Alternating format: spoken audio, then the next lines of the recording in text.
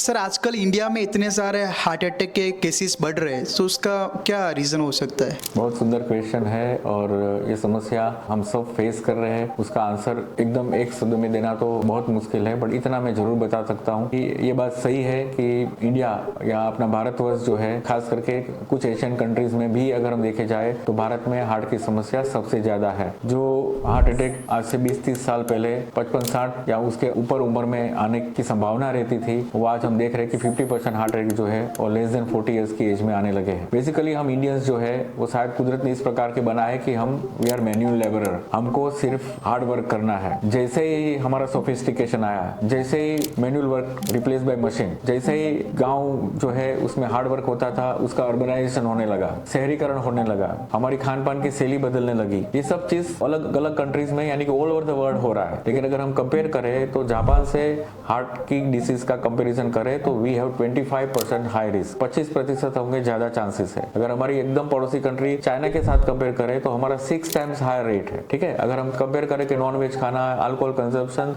वो European countries में भी है, अमेरिकन कंट्रीज में भी है।